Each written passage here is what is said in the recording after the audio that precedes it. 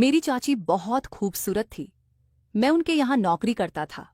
वह इस कदर खूबसूरत थी कि मेरे दिलो दिमाग में उनकी खूबसूरती ने अपना घर बना लिया था।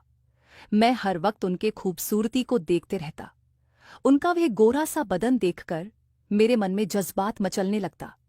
जब एक रात को मैं अपने कमरे में सो रहा था, तभी चाची मेरे कमरे में आ गई। उनका इस तरह से मेरे कमरे में आना मुझे समझ में आ चुका था। मुझे एहसास हो चुका था कि वह मुझसे क्या चाहती है। उन्होंने मेरा हाथ पकड़ लिया और कहने लगी, मैं तुमसे एक बच्चा चाहती हूं। उनकी ये बात सुनकर तो मैं हैरान रह गया, लेकिन फिर मैं भी अपने जज्बातों पर काबू ना कर सका। और फिर पूरी रात मेरा नाम रंजीत है और मैं अभी 25 साल का नौजवान हूं। मैं बहुत ही गरीब परिवार से ताल्लुक रखता हूं। मेरी 2 बहनें हैं और भाई में मैं अकेला ही हूं। मेरी दोनों बहनें मुझसे छोटी हैं, जिसमें से बड़ी बहन की अभी 6 महीने पहले ही शादी हुई है। मेरी बहन की शादी के बाद ही मेरे पिता का देहांत हो गया। दरअसल मेरे पिता को शुगर की बीमारी पहले से ही थी। इसी वजह से वह इस दुनिया से चले गए। जब से पिताजी की मौत हुई थी, तब से घर की माली हालत बहुत ही खराब होने लगी थी। मेरी माँ पिताजी के मौत के बाद वह हमेशा इसी सदमे में रहने लगी कि मेरी छोटी बेटी की शादी अब कैसे होगा। आखिर हम गरीब थे। हमारे पास रहने के लिए सिर्फ एक छोटा सा टूटा फूटा घर था। उसके अलावा हमारे पास और कुछ भी नहीं था। मेरे पिता जब जिंदा थे, तब हम दोनों की कमाई से घर ठीक ठाक चल जा रहा था। लेकिन जब से उनकी मौत हुई थी, तब से घर की सारी जिम्मेदारी मुझ पर आ गई थी। वह तो अच्छा था कि पिताजी के रहते ही मेरी एक बहन की शादी हो गई थी, लेकिन अब छोटी बहन की शादी करवाना मेरी जिम्मेदारी बन गई थी। मेरे पिताजी बहुत ही ज्यादा गरीब थे, जिसके चलते मुझे पढ़ाई भी नहीं करवा सके। मैं पढ़ना चाहता था, लेकिन उस वक्त मेरा उतना ज्यादा पढ़ने की हैसियत नहीं था। मैं सिर्फ गांव के स्कूल में ही 5वीं कक्षा तक की पढ़ाई कर पाया था। लेकिन आज के जमाने में 5वीं कक्षा तक पढ़ने से कोई नौकरी नहीं मिल पाता है। आज जो उच्च शिक्षा लेकर बैठे हैं, जब उन्हें नौकरी नहीं मिल पा रहा है, तो मुझ जैसे 5वीं कक्षा तक पढ़ाई करने वालों को क्या नौकरी मिलेगा। मुझे तो मजदूरी ही करनी थी, तो वो चाहे कहीं भी करूं। मेरी माँ परेशान थी कि मेरी छोटी बहन की शादी कैसे होगा। आजकल तो बिना दहेज के शादी होना बहुत ही मुश्किल है। मैं अपने गांव में ही रहकर इधर उधर मजदूरी कर लेता था, लेकिन गांव में उतने पैसे नहीं मिल पाते थे। उस वक्त मैं यह सोच नहीं पा रहा था कि मैं क्या करूं। मुझे कुछ दिखाई नहीं दे रहा था। मैंने देखा कि मेरी माँ अब दूसरे के घरों में काम करने जाने लगी थी, जिसे देखकर मुझे और भी ज्यादा बुरा लगने लगा था, क्योंकि मैं काम करने के लायक था और मेरे रहते हुए मेरी को दूसरे के घरों में काम करने पड़े। यह बात मुझे बहुत तकलीफ देती थी। फिर मैंने फैसला कर लिया कि शहर में जाकर कोई नौकरी करूंगा, क्योंकि अब मुझे घर को अकेले ही संभालना था और छोटी बहन की शादी भी करना था। अगले दिन जब मैं अपने ही पास वाले गांव में काम करने गया, तो वहां मेरा एक दोस्त मिला। मैंने उससे अपनी समझ या बताई। मैंने कहा कि मुझे शहर में नौकरी करना है, लेकिन मैं तो ज्यादा पढ़ा लिखा नहीं हूं। तब उसने मुझे बताया कि मेरे एक चाचा हैं, जो शहर में एक बड़ा सा घर बनाकर वहीं रहते हैं। मेरे दोस्त ने बताया कि मेरे चाचा को एक आदमी की जरूरत है, जो घर का सारा काम कर सके। अगर तुम कहो तो मैं उनसे बात करके तुम्हें वहां भेज देता हूं। वहां तुम्हें रहने और खाने की भी सुविधा मिल जाएगा। शहर में इससे ज्यादा क्या चाहिए। अगर रहने खाने की सुविधा मिल जाए तो वहां रहना बहुत आसान हो जाता है। उसकी यह बात सुनकर कि मैं उसे हाँ कह दिया। मैंने कहा, तुम अपने चाचा से बात कर लो, मैं वहां काम करने के लिए तैयार हूं। उसने फौरन अपने चाचा के पास फोन करके बात कर ली। वह सब कुछ बता दिया और मैं भी खुशी से अपने घर आ गया। घर आने के बाद मैं भी अपने माँ से शहर जाने की बात कर लिया। इस बात से माँ तैयार हो गई। मैं अगले ही दिन अपना कुछ सामान बांधकर शहर के लिए निकल गया। मेरे दोस्त ने मुझे वहां का पता लिखकर दे दिया था। मैं उसी पते पर पहुंच गया। जब मैं दरवाजे पर पहुंचकर घंटी बजाया, तो कुछ पल में घर का दरवाजा खुल गया और मेरे सामने एक बहुत ही खूबसूरत औरत खड़ी थी।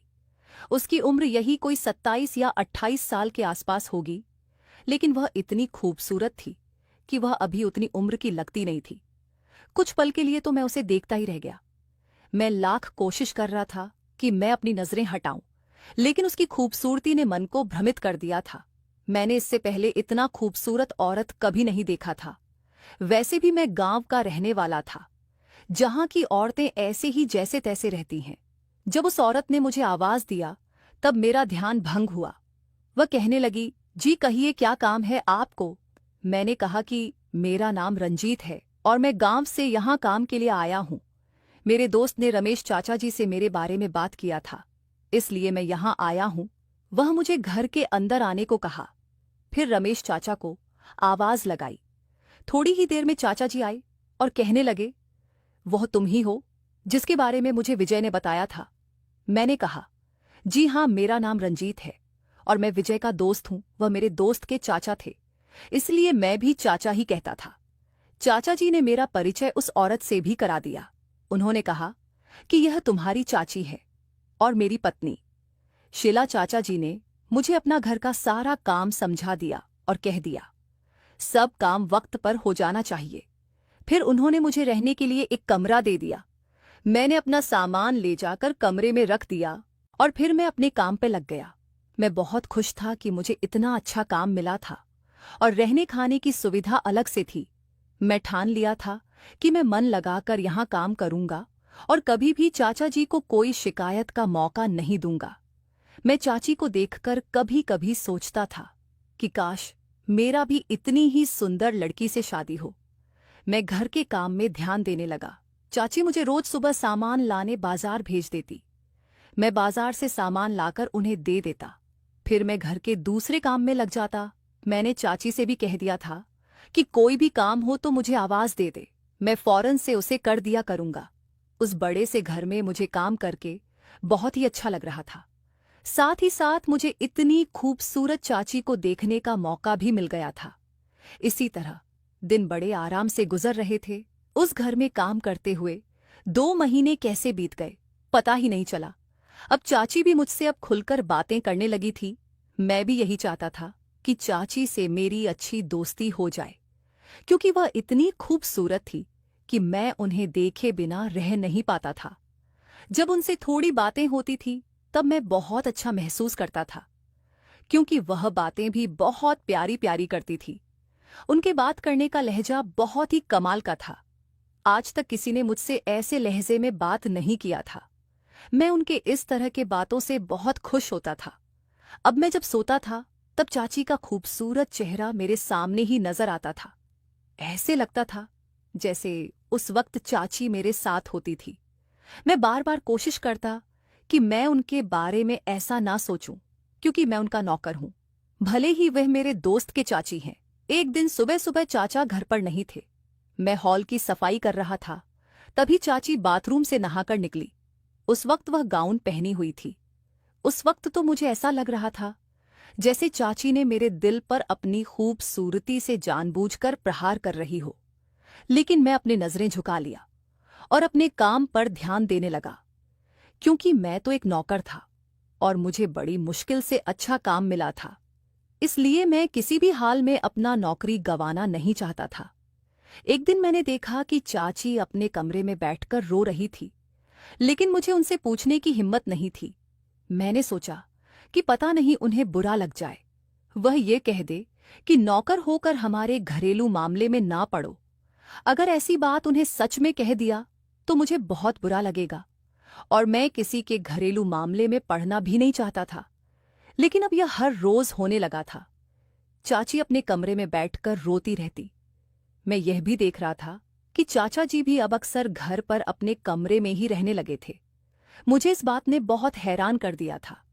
मैं समझ नहीं पा रहा था कि यह सब हो क्या रहा था। अचानक खिलखिलाने वाली चाची ऐसे क्यों रोती रहती है और चाचा भी अब घर में रहने लगे हैं। ये दोनों की हालत देखकर मैं बहुत परेशान हो गया था, क्योंकि अगर घर के मालिक और मालकिन ज्यादा परेशान रहने लगे तो फिर नौकर को तो चिंता हो ही जाती है। एक दिन जब चाचा अपने कमरे से बाहर निकले तो उन्हें देखकर मैं पूरी तरह हैरान हो गया। आखिर उनका शरीर भी एकदम से कमजोर होते जा रहा था। उधर चाची के चेहरे से भी हंसी गायब हो गई थी। आखिर माजरा क्या था, कुछ समझ में नहीं आ रहा था। मैं जब से इस घर में आया था तब से चाची का चेहरा बिल्कुल ही खिलखिला हुआ ही देखा था, लेकिन उनका चेहरा अचानक से मुरझा गया। यह सब देखकर मैं बहुत परेशान रहने लगा था। मुझे पूछने की भी हिम्मत नहीं हो रहा था। मैं सोचता था कि एक नौकर होकर उनकी आपसी मामले के बारे में कैसे पूछूं। एक रात जब मैं अपने कमरे में लेटा हुआ था, कमरे में हल्की रोशनी वाली लाइट जल रही थी। उस वक्त मुझे नींद भी नहीं आ रहा था। मैं चाची के बारे में ही सोच रहा था, क्योंकि चाची को जब से देखा था तब से उनके लिए मेरे दिल में एक अलग ही जगह बन गई थी। लेकिन मुझे नहीं पता था कि मेरा जिंदगी में सचमुच ही ऐसा कुछ होने वाला था। उस वक्त मैं इन्हीं सब सोचों में गुम था। तभी चाची मेरे कमरे में आ गई और मेरे पास बैठ गई। ये देखकर मैं एकदम से चौंक गया। मैंने सोचा, क्या बात हो गया है, आज अनाक से चाची मेरे कमरे में क्यों आई है। तभी चाची कहने लगी कि रंजीत, मैं तुमसे कुछ चाहती हूं। तुम मुझे निराश मत करना, क्योंकि मैं तुम्हारे पास बड़ी उम्मीद लगाकर आई हूं। उनकी इस तरह की बातें सुनकर मैं हैरान था। मुझसे चाची को ऐसा क्या चाहिए जो इस तरह से कह रही हैं। तभी चाची ने मेरा हाथ पकड़ लिया और कहने लगी, रंजीत, मुझे तुमसे एक बच्चा चाहिए। ये बात सुनकर कर तो मैं बिल्कुल ही बौखला सा गया। मुझे समझ नहीं आ रहा था कि आखिर आज चाची को हो क्या गया है। मैंने कहा कि ये आप क्या कह रही है, आपको मालूम है आप मुझसे कोई सामान नहीं मांग रही है कि मैं लाकर दे दूं। मैंने कहा, आप मेरी मालकिन हैं, मैं आपके साथ ये सब कैसे कर सकता हूं। अगर चाचा जी को ये सब पता चलेगा तो वो मुझे नौकरी से निकाल देंगे। लेकिन मैं यह नौकरी छोड़कर जाना नहीं चाहता, क्योंकि मेरे ऊपर बहुत सारी जिम्मेदारी है। चाची कहने लगी, अब तुम्हारे चाचा इस काबिल नहीं हैं कि वे मुझे बच्चा दे सके। उनकी इस तरह की बातें सुनकर मुझे समझ में नहीं आ रहा था। मैंने कहा कि ऐसा क्या हुआ है चाचा को जो वह बच्चा पैदा नहीं कर सकते। मेरी बात सुनकर वह रोने लगी और कहने लगी, रंजित, क्या तुम्हें पता है कि घर में क्या चल रहा है। मैंने कहा कि नहीं, मुझे तो नहीं पता। वह कहने लगी, तुम इस घर में काम रहे हो तो तुम पूछ भी नहीं सकते कि तुम्हारी चाची इतनी परेशान क्यों है। मैंने कहा, हाँ, परेशान तो मैं देख रहा हूं, लेकिन मैं एक नौकर हूं और आपके आपसी मामले में पढ़ना नहीं चाहता था, क्योंकि मैं सोच रहा था कि कहीं आपको बुरा ना लग जाए। तभी मैंने चाची से कहा कि आखिर बात क्या है, मुझे आप पूरा बात बताएं। चाची कहने लगी, मेरी और तुम्हारे चाचा की अपनी पस की शादी की थी। जब तुम्हारे चाचा शहर में नौकरी करते थे तो वहीं मेरी मुलाकात उनसे हुई थी। उस वक्त रमेश का व्यवहार मुझे बहुत पसंद था, क्योंकि वह एक सीधे और सरल स्वभाव के थे। फिर हम दोनों में रोज मुलाकातें होने लगी और यही मुलाकात प्यार में बदल गई। हम दोनों ने अपनी शादी को लेकर अपने घर वालों से बात की, लेकिन वह हमारे रिश्ते को मंजूरी नहीं दिए। इस बात से हम दोनों बहुत परेशान रहने लगे। जब मैंने कहा कि मैं तुम्हारे बिना जी नहीं सकती, अब चाहे जो भी हो जाए, मैं पूरी जिंदगी तुम्हारे साथ ही गुजरूंगी। जब हम इसी तरह कई दिनों तक परेशान रहने लगे तो रमेश से मेरी परेशानी देखी नहीं गई और हम दोनों एक मंदिर में जाकर अपने घर वालों के खिलाफ शादी कर ली। जब यह बात हमारे घर वालों को पता चली तो वो हमें घर से निकाल दिए और हमारे साथ सभी रिश्ते तोड़ दिए। उस वक्त हम दोनों बहुत परेशान हो गए कि अब क्या करें। लेकिन रमेश ने अपनी कमाई में से कुछ पैसा जमा किया था। उसी पैसे से वह एक किराए का कमरा लिया और फिर हम वहां रहने लगे। अभी कुछ ही दिन हुए थे कि वह जिस कंपनी में काम करता था वहां से उसे दुबई जाने का ऑफर आ गया। घर से धक्के खाने के बाद रमेश ने सोचा कि क्यों ना दुबई जाकर खूब पैसा कमाऊं, जिससे मैं अपना खुद का घर बनाकर अपने पत्नी के साथ साथ रहूं। यह बात रमेश ने जब मुझे बताया तो मैंने उसे साफ मना कर दिया। लेकिन वह कहने लगा कि हमारे आगे पीछे अब कोई नहीं है। अगर हमारे पास अपना खुद का घर भी नहीं होगा तो हम पूरा जीवन ऐसे ही रह जाएंगे। तुम थोड़ा सा बर्दाश्त कर लो, फिर सब कुछ ठीक हो जाएगा। उसकी इस तरह की बातें सुनकर मैंने हाँ कर दिया। फिर वह मुझे छोड़कर कुछ ही दिनों में दुबई चला गया। उसके जाने बाद मैं बहुत रोई, क्योंकि यहाँ मेरे साथ कोई बात करने वाला भी नहीं था। रमेश दुबई जाकर अच्छे पैसे कमाने लगा और फिर धीरे धीरे करके यह घर बना लिया। लेकिन कुछ सालों के बाद उसकी तबीयत खराब रहने लगा। जब मैंने बहुत जोर देकर पूछा तो उसने बताया कि उसे लंग कैंसर है। ये बात सुनकर तो मैं बेहोश हो गई। मुझे समझ में नहीं आ रहा था कि अब मैं क्या करूं। घर वाले भी हमारा साथ छोड़ दिए हैं। जब मैं इसके पीछे का कारण पूछी तो उसने बताया, दुबई में कुछ लोगों से मुझे दोस्ती हो गई थी। फिर वे लोग मुझे शराब और सिगरेट पिलाने लगे। मैं इन सब चीजों के लिए मना करता था तो जबरदस्ती पिला दिया करते थे। इसी तरह धीरे धीरे मैं भी इसकी आदी हो गया। फिर मैं खुद भी हर रोज शराब और सिगरेट पीने लगा। एक दिन जब मेरी तबीयत खराब हुई तो मैं डॉक्टर के पास गया। वह उसे देखने के बाद बताया कि मुझे लंग कैंसर है। उस वक्त मैं अपने किस्मत को कोसने लगी। मैं ये सोचने लगी कि काश मैं उसे दुबई जाने से रोक लेती तो यह दिन मुझे देखना नहीं पड़ता। अब तुम्हारे चाचा बस कुछ ही दिन के मेहमान हैं, इसलिए वह मुझे अब बच्चा नहीं दे सकते, क्योंकि अब उनके अंदर वह क्षमता ही नहीं रही कि वे औलाद पैदा कर सके। मैं उनसे पहले भी बच्चे को लेकर जिद किया करती थी, लेकिन रमेश मुझे यह कहकर मना कर देता था कि अभी से बच्चा नहीं चाहिए, अभी तो मुझे पैसे कमाकर घर बनाने हैं। अब देखो, मेरी ऐसी हालत हो गई है कि मुझे तुम्हारे सामने एक बच्चे के लिए गिड़गिड़ाना पड़ रहा है। चाची की यह सब बातें सुनकर मेरी आंखों में आंसू आ गए। मैं सोचने लगा कि आखिर चाची इतनी कम उम्र में अपने पति के बिना कैसे रह पाएंगी। ये दुनिया भी तो किसी एक अकेली औरत को सही सलामत नहीं रहने देता। लोग तो हमेशा बेस और बेबस औरतों पर हमेशा आंख गड़ाए बैठा रहता है। फिर चाची तो इतनी खूबसूरत है, तो इनके साथ क्या होगा? यही सोचकर मेरा मन घबराने लगा था। मैं सोच नहीं पा रहा था कि क्या करूं। चाची कहने लगी कि एक तो मुझे कोई औलाद नहीं है और तुम्हारे चाचा भी। इस तरह से रोना मुझे अंदर तक झकझोर दे रहा था। मैं कोई फैसला नहीं कर पा रहा था कि मैं क्या करूं। मैं बहुत हिम्मत जुटाई और चाची से कहा, अगर आप बुरा ना माने तो मैं आपको हमेशा के लिए अपनाना चाहता हूं। वैसे भी हमारे बीच तो एक रिश्ता बन ही गया है, लेकिन अब मैं आपको इस तरह से रोते बिलखते नहीं देख सकता। अब मैं आपको पूरी तरह से अपना लेना चाहता हूं। मेरे मुंह से इस तरह की बातें सुनकर चाची मुझसे लिपट गई। वह रोते हुए कहने लगी कि तुम बहुत ही नेक इंसान हो। मैंने उन्हें चुप कराया और फिर उनकी मर्जी पूछा तो वह हमें सर हिला दिया। अगले ही दिन मैं उनसे शादी कर लिया और उसे एक विधवा की जिंदगी जीने से आजाद कर दिया। 2 दिन के बाद मैं अपने गांव चला गया और अपनी माँ को सारी सच्चाई बता दिया।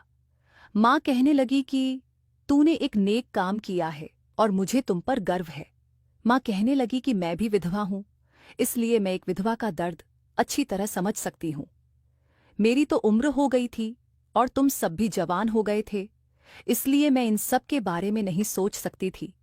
मेरी माँ उसे खुशी खुशी अपनी बहू मान लिया। मुझे एक पत्नी मिल गया था और शिला को पति के साथ एक परिवार भी मिला गया था। मैं अपनी माँ को लेकर वापस शिला के पास चला गया। मेरी माँ अपनी बहू को देखकर बहुत खुश थी।